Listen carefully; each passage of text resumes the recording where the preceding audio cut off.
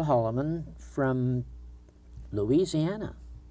Actually, it's Earl Holliman from Louisiana. Louisiana. Oh, you say Louisiana. Well, don't I'm ever a say Southern boy too. You know, I was born in Mississippi. Yeah, but you weren't born in Louisiana. No. How do you say it? Louisiana. Louisiana. Okay. After King Louis. Louisiana. Everybody there says Louisiana. Small town, though. Oh, a very small town. Really? Where, actually? Well, I was born in outside a place called Delhi. It was, and it was actually outside of Waverly, which was outside of Delhi. Mm-hmm. And Waverly was, all there was at Waverly was a little tiny store and a cotton gin. And then I was born out in the fields out there. What made you decided to be an actor or a writer or whatever? When did this all happen for you? Well, you know, I was adopted when I was a week old by the Hollimans.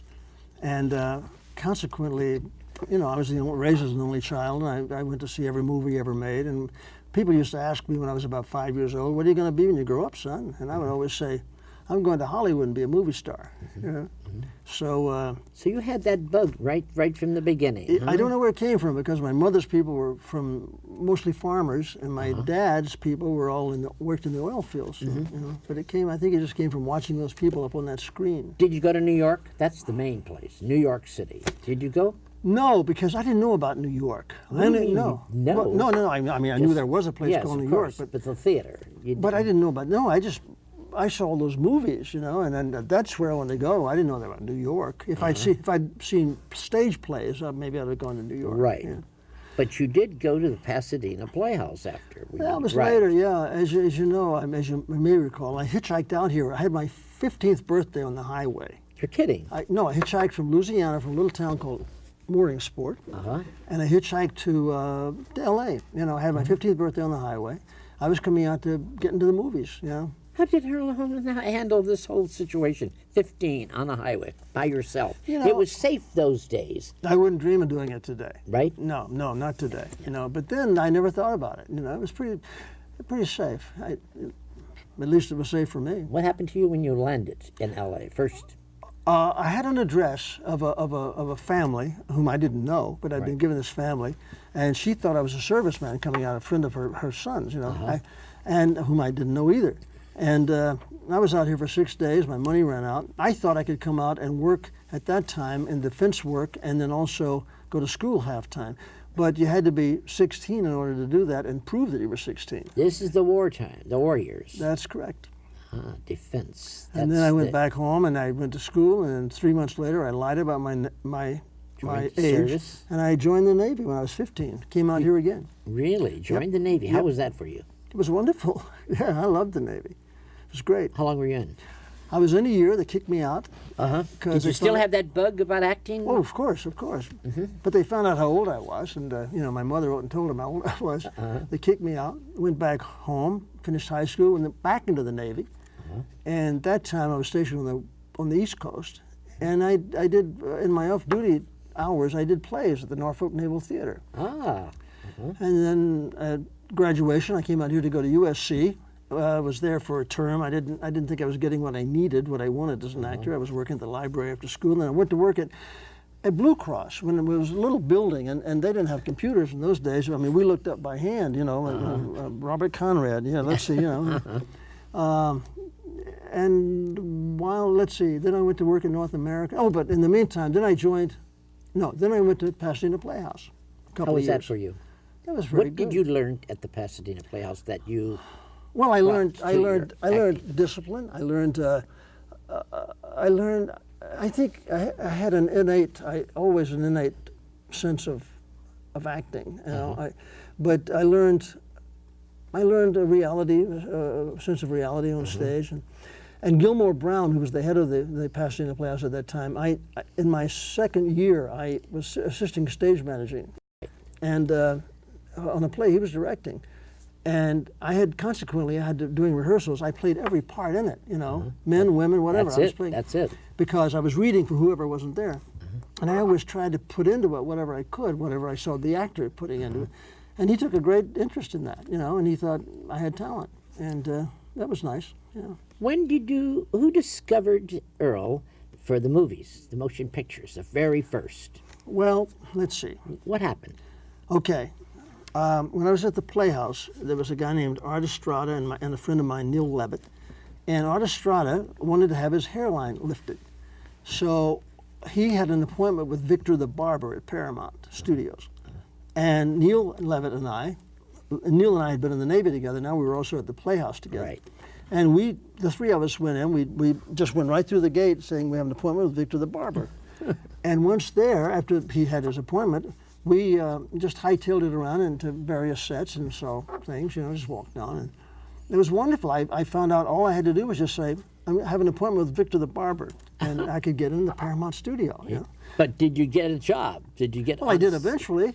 Yeah. Sure. I had after 2 years at the Playhouse, I went to work at North American. I was making templates. We were making the Sabre jet. Oh, okay. And I knew nothing about making templates, but I'm surprised they ever got off the ground. But anyway, I used to, like once a month I'd take off and I'd go to the Paramount because I had to get back into, and I'd slip in the gate, appointment with the barber, supposedly, and then I saw things like Sir Laurence Olivier and Jennifer Jones shooting Sister Carey. I saw Kirk Douglas shooting Ace in the Hole. It was terrific, and it was terrific. While I was on the lot, there was a young girl that I'd gone to school with. She was in something called the Golden Circle at Paramount. They were developing young stars. Right. And she, doing one of those visits, she introduced me to Paul Nathan, who was Hal Wallace's associate producer, later associate producer. At that time, he was casting. And we became friendly. Every time I would go by, I'd drop in his place, then I'd drop in the other guys, the casting guys. Right. And I'd say, when are you going to put me in pictures? It's like once a month I make this call. Well, finally, Paul Nathan said, look, I'll give you, he said, there's a one-line bit of an elevator operator in Scared Stiff with Martin and Lewis. Martin and Lewis. Yeah. And he said, I will give you the job, but he said, don't, you take the money and run, 'cause, So it cost me, let's see, I made, I think, $70 or $80 for the day, and it cost me $150 to join the guild, so I had to borrow that money. Yeah. And after I finished it was very simple. Dean Martin steps out of the elevator and says, which way is room 1401? And I said, straight down the hall and turn to the left. As I was turning my elevator operator's outfit in at wardrobe, Burt McKay, one of the other casting men, I came by and I said, they were on their way to put in a call for 25 guys for a picture they were doing called The Girls of Pleasure Island. And they needed 25 young Marines, 4-bit players, and then 11, the rest of them were extras. Right. So I said, guys, thank you very much for this job, but I got to earn the rest of the money to pay for my guild, membership. They said, well, you got to go to the barbershop and get a haircut. I had just gotten a haircut, but a crew cut. But they wanted me to have a crew cut, so I saw Victor the Barber, after all this time, and when I got the haircut, they had called him and told him to give me a crew cut. Well, my hair won't take a crew cut. I mean, it lay down. It was very short, and it lay down in front like bangs. And like Jerry Lewis. But no, yeah, kind of. But it was very distinctive. Or the Beataway. Okay, but at that time, really, the main. I think Truman Capote had a haircut like that at the time. Okay. I think, but when I stepped out of the chair, there was this. I had these big ears and this broken nose and these little eyes and these 52 front teeth, and then to have this short haircut with the fringe on top, little fringe, and Skippy was the best thing that ever happened to me. I became a character actor. I tried to be a good-looking young guy. I became a character actor. A character actor is the main thing in Hollywood. Everybody wants to be a character actor, not a leading man. People just think a leading man because you're gory. They work all the time. Character actors work. Of course. You have done many films, over 60, 40 films, 60. I've done quite a few. You've done a lot. But anyway, I was stuck with that haircut for 15 films. Then after that, what's the other one you did after? You remember? After what? After the Jerry Lewis thing. Well, I did The Girls of Pleasure Island. Yeah, and then I went to Universal. I did my first real part in a picture called East of Eden. No, pardon me, not East of Eden, East of Sumatra. Sumatra. Yeah, with a lot of good actors. And then I did I did a 3D movie at RKO, which I saw in 3D when they previewed it, but by the time it came out, the fad had passed. Right, right. So, but it was a Western, and finally from there I went to Metro and I tested for something called Tennessee Champ and got it. That was Shelley Winters. That's right. Shelley Winters, Tennessee Champ. Shelley Winters, Keenan Wynn, Dewey Martin. That's right. Yeah. And if you go into the Silver Spoon restaurant today, there's a big poster of Tennessee Champ right there as you walk in. Really? Your name, it's all there. Shelley Winters, everyone. Well, I don't. Was my name on the poster? Probably. I don't know, but I know the name of that film. I had there. fourth billing. Okay. But Chuck. I think it could be. Yes. Chuck Brunson was also in that movie. Yes. As a prize fighter, you know. He'd tested for my. Shelley was telling me she had fun in that. Oh, it was a lot of fun. You know, a lot of fun. I played a punch-drunk prize fighter who had a little baby harmonica, and they played. Every time you saw him, you didn't. Once you saw the harmonic, but after that, you just heard this blues coming out. And he wore a zoot suit, and he kind of sat around and playing his harmonica, you know, and then fighting. And it was a wonderful part, which helped me a lot. Tell me about the Bridges of Tokori? Yes, wonderful movie. Great movie. Yes, indeed. The night they sneak previewed Tennessee Champ out in Westchester. Right. My agent came up to me and he said, "You're going to Tokyo." He said, I showed your test to Mark Robeson, who's the director. Right. And he said, "You're going to go to Tokyo and do the Bridges of Tokori." And that's what happened. I went to Tokyo. Mickey Rooney and I flew to Tokyo together. Working with Mickey Rooney, crazy man, but fun. Tell me. I tell you, he was a delight, really. At that time. Well, see, I was with him. He didn't like to be alone, I think. And, really? And he suggested that I live in the same suite with him, which was great. I mean, we had twin beds and a living room and all that.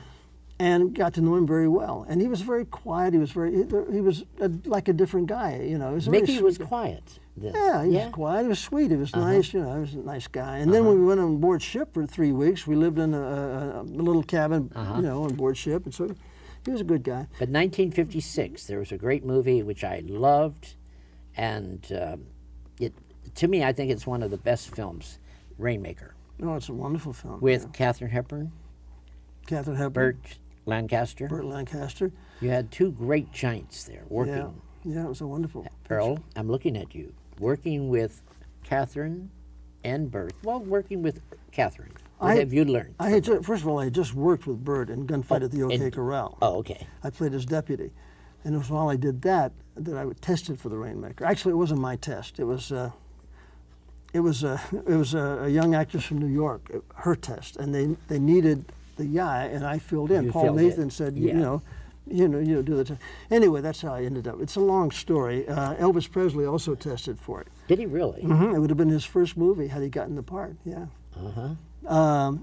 But it would have been a little unbelievable with Kate Hepburn playing his sister. I mean, his sister. You know, and also it would have become an Elvis Presley movie. Yeah, and as opposed to the Rainmaker. What kind of guy was Elvis Presley? You knew him. I didn't know him that well. You didn't? No, I did not. No. Oh, okay. I thought you might have. No, we were both under contract to Hal Wallace at the same time. Right. Pictures, you know, and he was, we'd say hello, but I never really knew him. No. Elizabeth Scott was same thing. She was under contract. Elizabeth Scott. Oh yeah, no, she got to know well. She knew him. Yes. Yeah. She did several movies with him.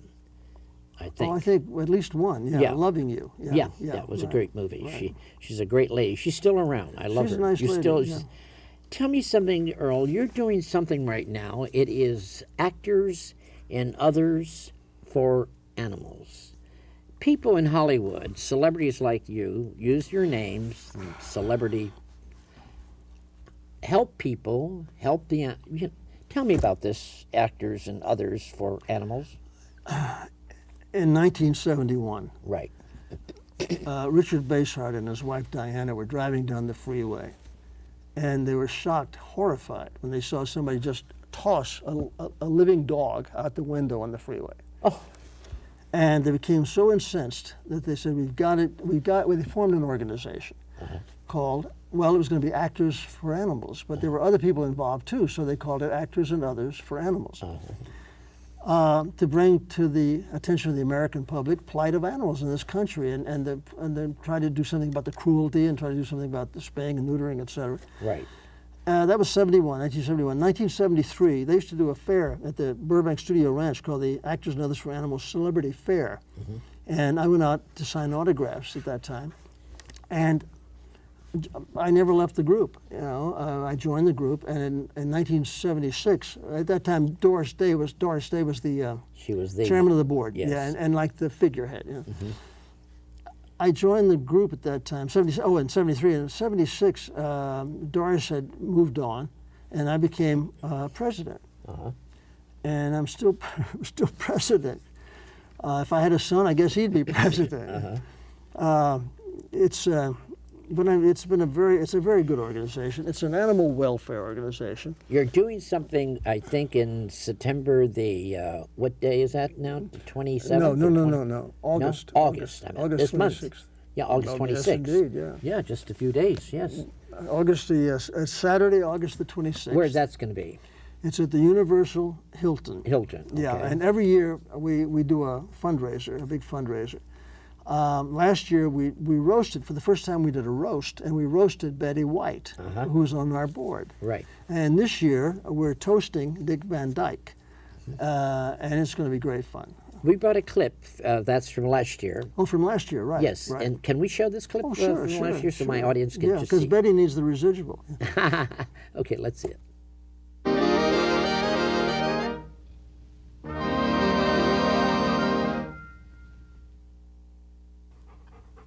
I heard by the grapevine there was going to be a roast in my honor, which I appreciate very much. I think it hasn't happened yet, and I don't know what to expect. But it does give me a chance to say how proud I am for all the good work that Actors and Others for Animals has done. We started a long, long time ago, and my deep congratulations go to Earl Holliman and all concerned. I'm not going to start naming names or I'll leave somebody out. You've done such wonderful work over the years and you've never flagged. So many people start a wonderful system, but then they fade off. You've never done that. Please keep up the good work, and I do appreciate it. I am looking forward, I think, to hearing what people are going to say. But in the meantime, I'm a little confused. The invitation invited us to a vegetarian lunch, and yet you're serving roast Betty White. How does that work?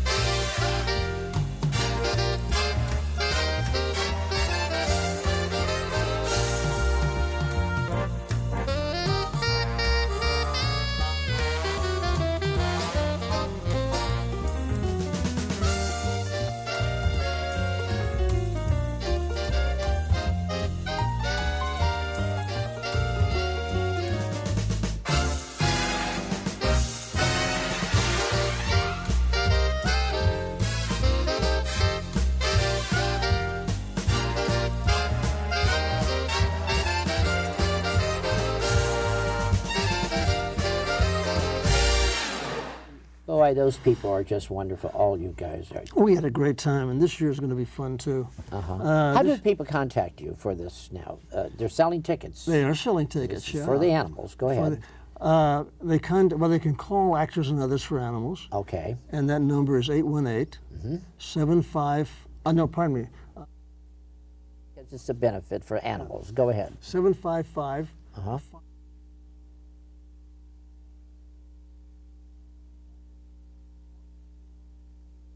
August the 26th, Saturday, August the 26th. Also, they can get tickets on the website. On a website. Yeah, we have a website, actorsandothers.com, I think it is. How did you get that role in Policewoman with Angie Dickinson? That's a great. I mean, that role, Earl, that really made you. It's interesting after all those films. All the movies you've done, everything you've done. Certainly, me. Policewoman. Yeah. It was number one. The first year, it was all over the country. It was, I mean, all over the world. It was in 50 countries the first year. Right. And at that time, I was told it was even number one in Abu Dhabi, of all places.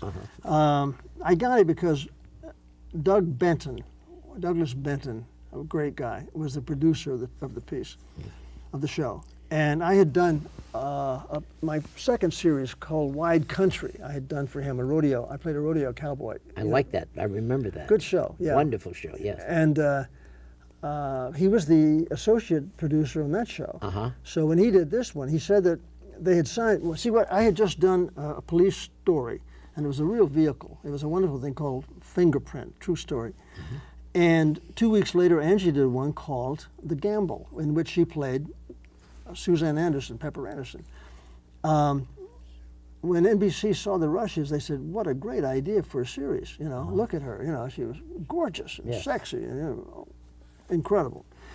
And so they made a deal with Angie to do the show. And the part that I played was played in the original pilot, in the original show by Bert Convy. And I think, I don't know whether Bert was available or not. I think they thought he was too good looking, you know, for the part. Yeah. You keep saying that throughout this interview. Too good looking. You're a great actor. Looks don't mean whatever it is. Well, no, but unfortunately it did for him. You are a good looking man. You know why? Well, okay, go ahead. Thank you.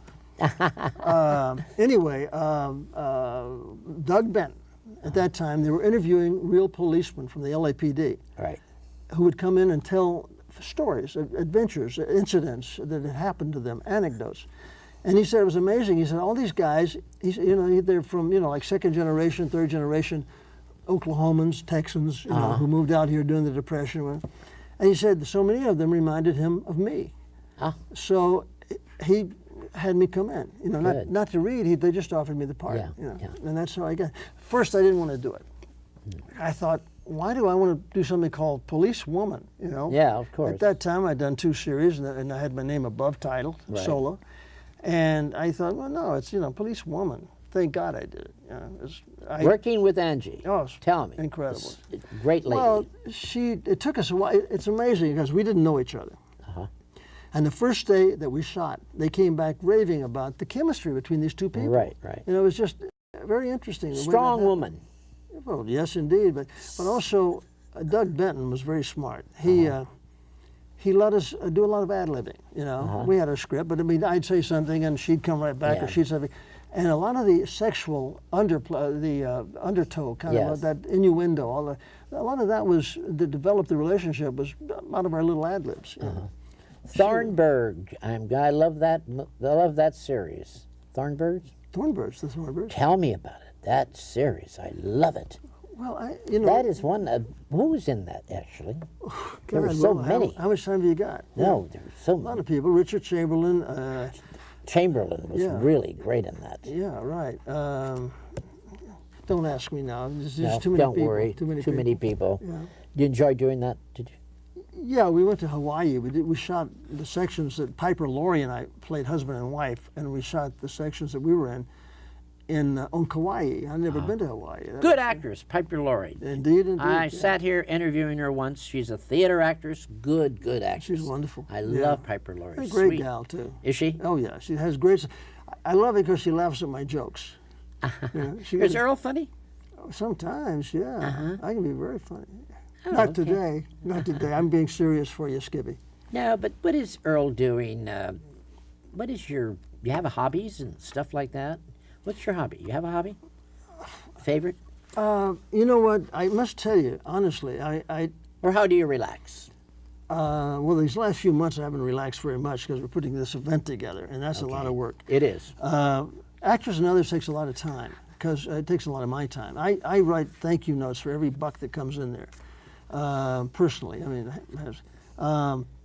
it's just it's a nice organization. I don't know. We didn't talk about what we do, but we do a lot of good things. We get anywhere from 100 to 300 calls a day for help, and sometimes people say to me, "Why do you work for animals and not people?" And my retort always is, out of those 300 calls a day, how many of those calls do you think are made by animals? You know, we help people all day long. We just help them in areas where they can't get help elsewhere. You know. If you weren't an actor, Earl, if it didn't happen, what would you have thought? Did you ever stop to think what would you have done? Yeah, probably. I always thought, you know, it's a different world today, but when I went to school, I had great respect for my teachers. And I had some wonderful teachers who made an impression on me. That's a Southern, that's your Southern background. That's my Southern background. That's right. Yeah. You have respect for your elders and your people and your ladies, and that is a Southern, well, you don't have it. Even if you're Southern today, there's still... It's a different world, Skippy. Yeah. What do you, it is a different world. I'm not happy in this world, Earl. Well, yeah, but... I'm not at all. I know, but where are you going to go that you're going to be happier? Skippy? Well... There are places. Now, America's not the only place. No, but you're talking about this world. You know, well, you can't get away from. You know, the whole world is screwed up right now. You know. Have you had a good time since I've had you know, Skippy, I've had a wonderful life. My God, you know, to grow up and make money and make a living and I'll be able to retire and, you know, and live happily and nicely because of something I dreamed about when I was 4, 5, 6 years old. I mean, how many people get to fulfill their dreams, you know? And I did, you know. It's been wonderful. Do you write, paint? I like writing. I like to write, sure. I like to write. About a book? Have you done a book yet? I once painted. No, I tell you, I got a lot of stories, but... well, why don't you seem very funny. Why don't you tell some stories? Or, if you don't want to write about your life, write some humor. About the life is interesting. I mean, the background is interesting.